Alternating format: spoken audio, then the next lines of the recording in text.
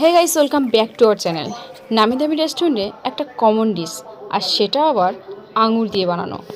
হ্যাঁ, ঠিকই শুনেছেন, আমরা না জেনে সেটা অনেক মূল্য দিয়ে, অনেক টাকা দিয়ে সেটা খাই। হ্যাঁ, বাজারে গেলেই আমরা আঙুর পাবো। এখন তো আঙুরের সিজন। চলো ভিডিওটি দেরি না করে শুরু করা যাক।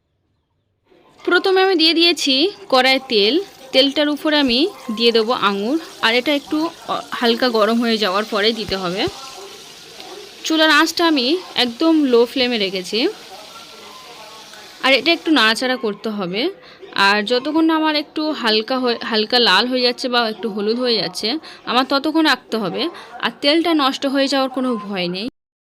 যারা ভাবছো যে তেল ছিটকাবে, এটা তেল ছিটকানোর কোনো ভয় নেই, আর আঙুরটা নষ্ট হয়ে যাওয়ারও কোনো ভয় নেই। আমার এটা অলমোস্ট হয়ে গিয়েছে। আমি এবার এটাকে তুলে নেব ঠান্ডা পানির মধ্যে। এখানে আঙুরটা 2-3 বার করে ধুতে হবে, আর নাড়াচাড়া করে ভালো করে ধুতে হবে। যতক্ষণ না তেলটা থাকছে ততক্ষণ এটাকে ধুতে হবে। আমি এবার আঙুরের বোটা থেকে আঙুরটা ছাড়িয়ে নেব,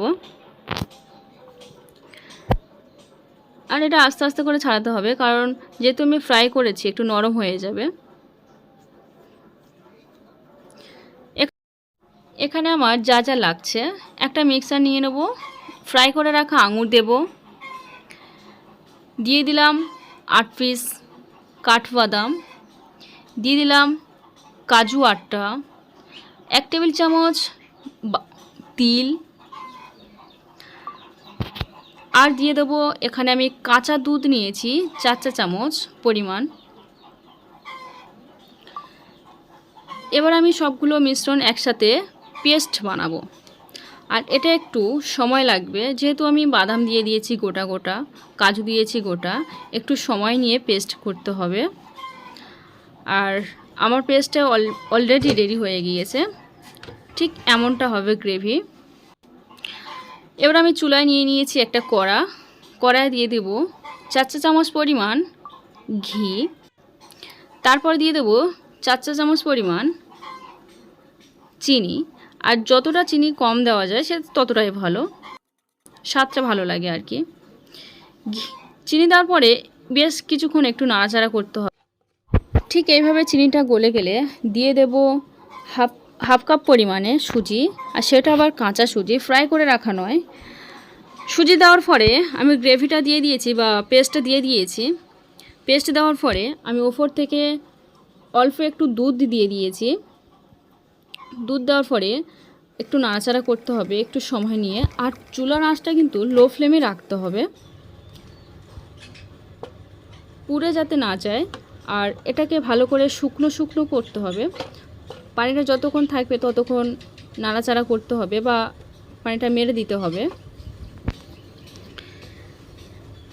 এটাকে আমি ঠিক এইভাবে আঠালো আঠালো হয়ে গেলে আমি একটা পাত্রে নিয়ে নেব, তার মধ্যে দিয়ে দেব, তেল দিতে পারেন, আমি এখানে ঘি দিয়েছি ওপর দিয়ে। ঘিটা দেওয়ার পরে আমি সুজিটাকে তুলে নিয়েছি,